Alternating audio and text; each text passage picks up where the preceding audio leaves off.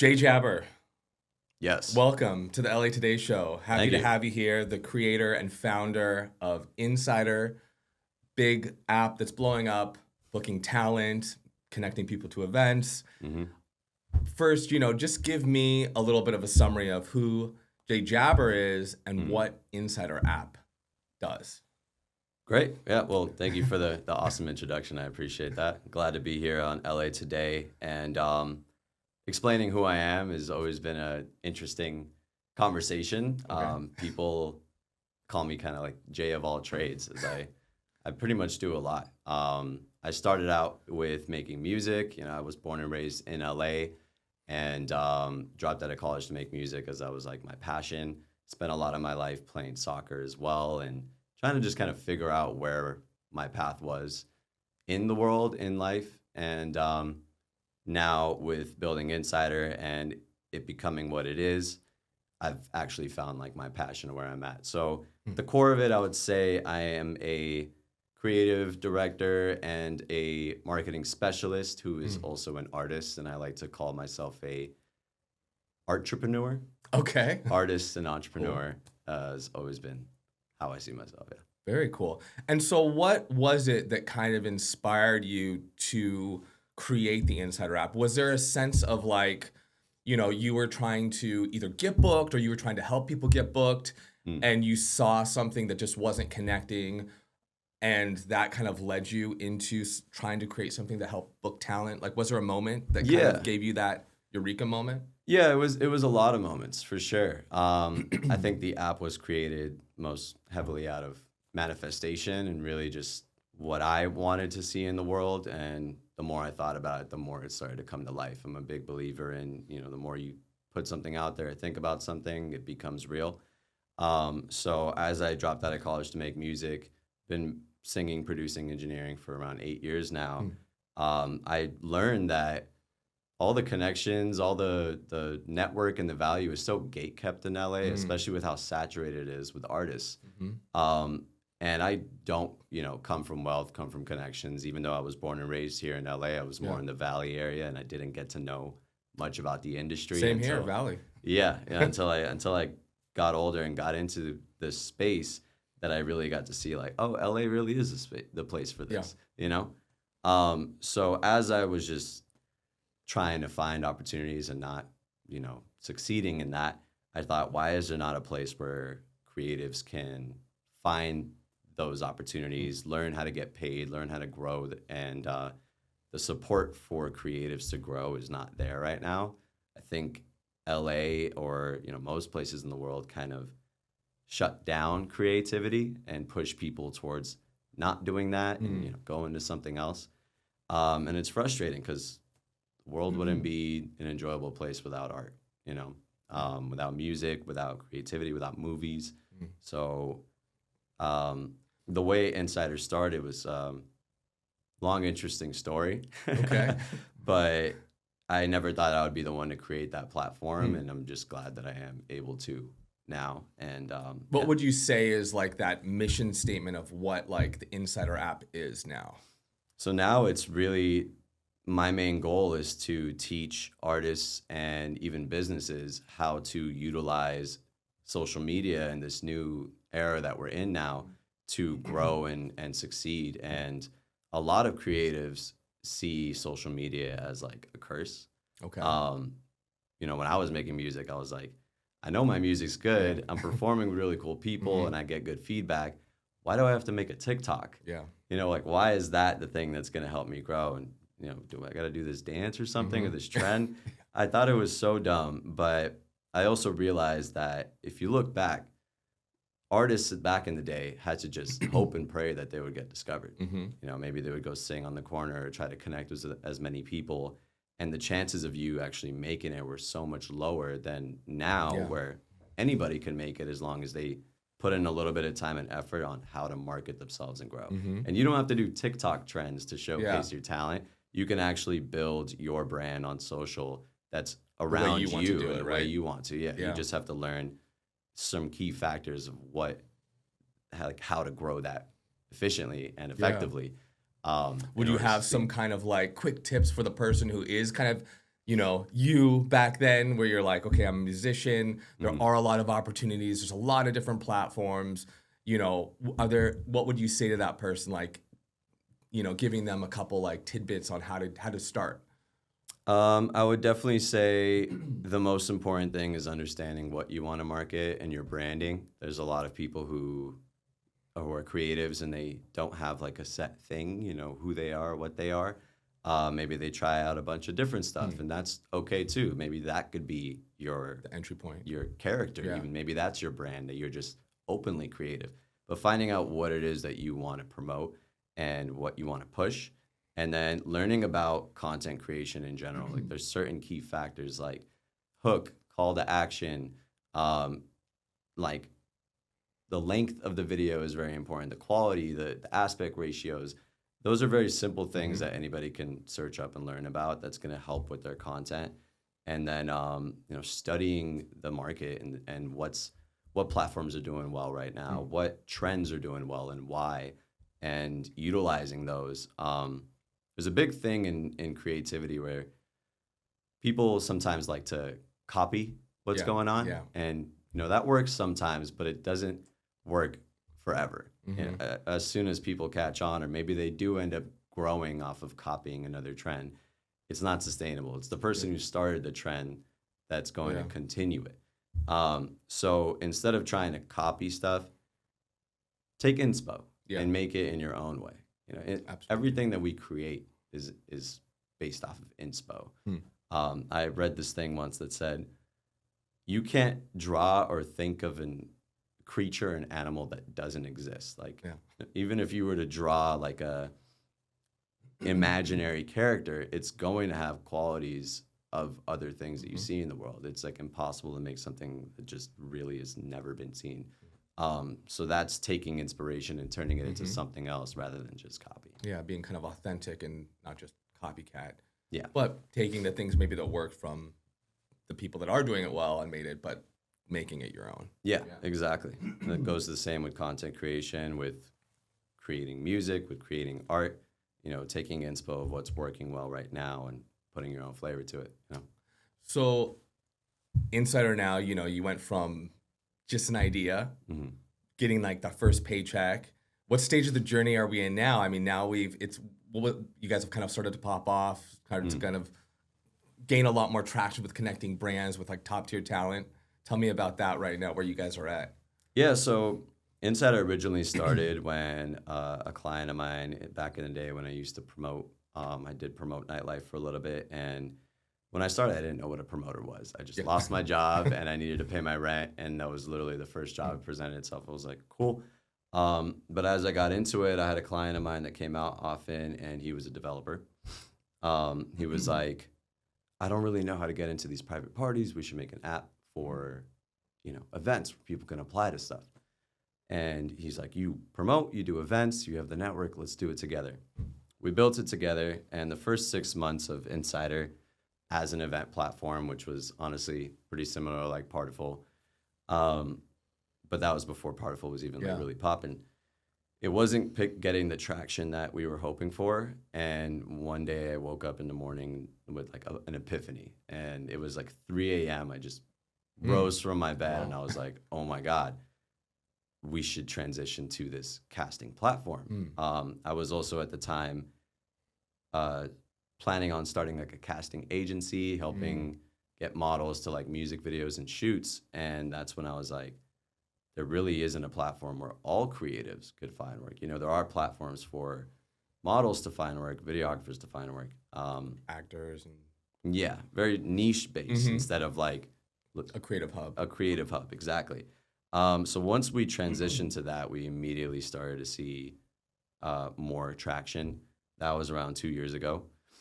And this past year, maybe honestly the past 6 months, as we started building our network, getting more creators and stuff, we really popped off around, what was it, October, like Halloween to F1 Vegas was when I realized that unintentionally, as I was trying to build this network of creatives and artists, we ended up with one of the largest networks of influencers as well. And I saw that as an opportunity. And I was like, we should do, you know, some more influencer campaigns. And the first thing I thought of was F1 Vegas. So F1 Vegas was when we locked in a brand to, do a branded trip and take out some really big influencers, over millions of followers combined. And it was incredible. And through that, we ended up getting a lot of exposure from those creators posting, from the brand being happy. It's just that first domino to fall of like a big brand trip, and now making even bigger connections. Exactly. So in the past year, we went from, getting excited about booking people for $100, $200 to now getting people booked for 20 to 50K. And it's exciting, but I don't like to see it as we're popping off, we're doing well. In my head, I'm always just the type of person that's like, cool, we did this, and that's amazing. I should be proud of myself, of course. So we built this, but what's next? How do we continue? So what's next? What's next in 2026 for Jay and Insidr? So with us, I mean, it's great that we've gotten to this point. We're showing our credibility. We're trying to get as much metrics and analytics to really showcase what we can do. And the next goal is to start expanding this heavily into more states. We are all over the U.S. Okay.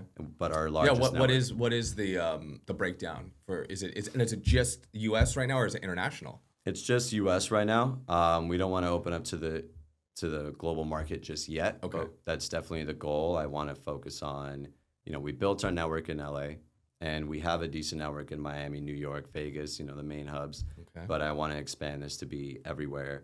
And this goal is the first 6 months is solidifying our team, which finally we have a team, which is good, right? I'm still getting used to that when working on a campaign, and I'm like, oh, I don't have to do anything. They're doing it. It's a little bit uncomfortable, but you also have to... You have to pass off the control a little bit. Yeah, you have to give that up, and you have to move forward for it to scale. So after Coachella, which is going to be a big time for everything that we're doing, that's when we'll start to heavily expand across the states. Awesome. Well, now I just want to kind of get some kind of quick statements, quick bits. If you were giving people advice, you talked about gatekeeping in like LA, or trying to network with like high network or high level talent. What's like the one mistake that people make in getting into those rooms? Like, is there, and maybe on the flip side, what would you recommend, for people being in that situation? Because it is important, networking is so massive here in Los Angeles. It's a pretty obvious mistake that you probably experience all the time when going out, being around people in LA, is that people aren't genuine.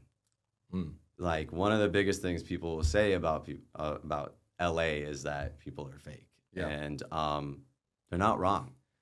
They think that in order to get to these rooms, they have to seem like they're this big person, that they're, super successful, and they'll try to play the part. And, some people will do it to extreme levels, and some will just kind of like try it out. But like, you can always tell. Yeah. The way that I got to connect with big clients and, friends of mine who are like millionaires, was not that I was trying to say that I was a millionaire too, or super successful. I was always straight up with everybody that I meet that I'm not anybody special. I'm not. And once you show that you're just genuine, you're there, you're kind, you're not trying to like benefit or use people or this and that, people start to respect it, because they're so used to everybody just trying to use them or pretending to be a friend. And it's just, everybody has their guard up. And just be patient too. If you do want to connect with someone and you do want to build a relationship, or they have something that they can provide for you that you're interested in, you can't just go up to them and be like, hey, can you do this for me? Be genuine, be real, and you'll see that once you're actually interested in people and you're actually just being yourself, that they will let their guard down over time. That's how we have to move. I think it's only in LA where everybody's got their guard up like that. But I've even had more so in LA, for sure. Going to other countries. One time I worked on a little campaign in Berlin, and people were not like that at all. You would go out and be like, I have this idea. Mm-hmm. They're like, cool, let's do it. You know, they're not worried about Yeah. like, who are you? Yep. Or, you know? Mm-hmm. So it's really like an LA thing for sure. Cool. Good. Great answer. If you had to start over from scratch in LA, you have a massive network now. I mean, you have your own app. You have connected with a lot of people. If you had to start over, you know, and rebuild that network from scratch, where would you go in LA? What would you do besides the Insidr app? Well, I honestly wouldn't really do much different than what I have. Okay. I think it was never like my intention in mind. Like I didn't become a promoter in order to build this platform. It all kind of came through the process, but that happened in the best way that it could, you know? Putting yourself into spaces where you can meet a lot of people and offering up services, you know, like volunteering, being willing to put in the work and the time consistently, even if there's oftentimes not a reward. You know, actually last year as I was building the app, I was saying like the invoices were small. Building this platform required 2 years consistently, even up to this point, of working with no reward and no results, you know? And that's one thing that I see a lot of people aren't. Make the mistake of like asking too soon maybe without giving enough value. Yeah, they don't want to do that.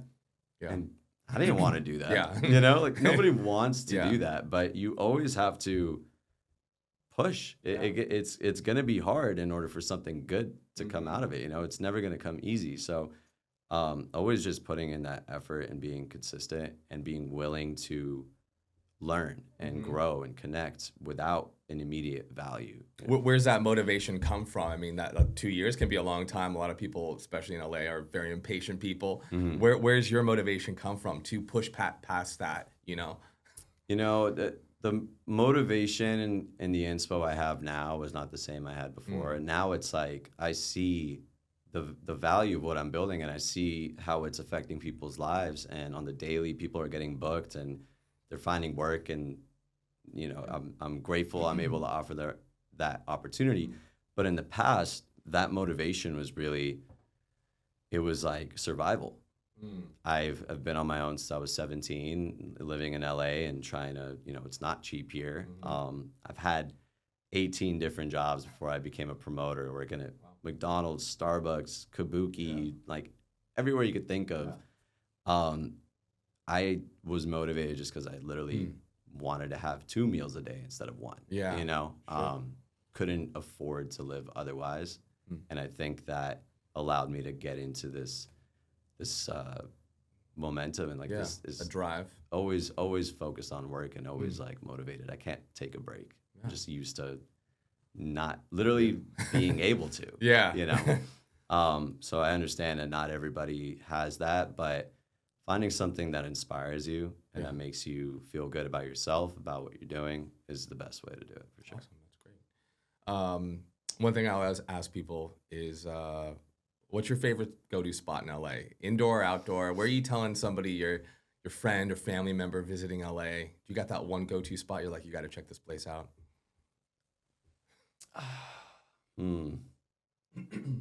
Is it like hangout wise, could be your food favorite. wise? It could be your favorite hike. It could be your favorite restaurant. It could be your favorite bar.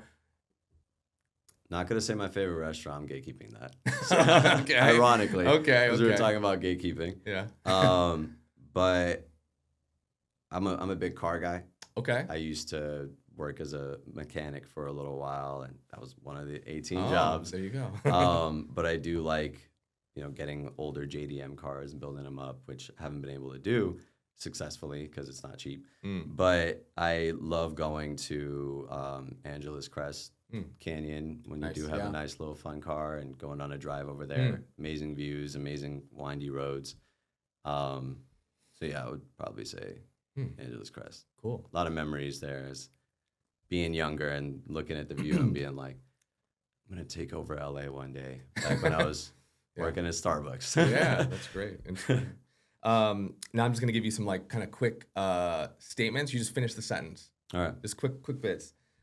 Insidr is a reminder that anybody can make it. The biggest myth about networking in LA is, You need money.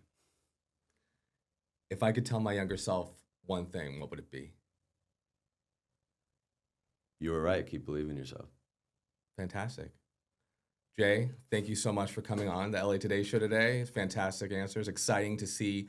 We actually use the Insidr app. We use the Insidr app as well to connect to our events as well. So we've been excited to kind of even be with you on that process, and exciting to see where 2026 and beyond takes you. Thank you so much. I'm excited to see it too. Thank you for inviting me. Thank you for using the platform. We hope that. Yeah, where do people, what's the best way? Is it just to go on the App Store and find, what's the best way they connect with you? Yeah, download Insidr, INSIDR. It's free to make a platform, free to apply to listings. So, don't be scared to check it out, and don't be an outsider. Fantastic.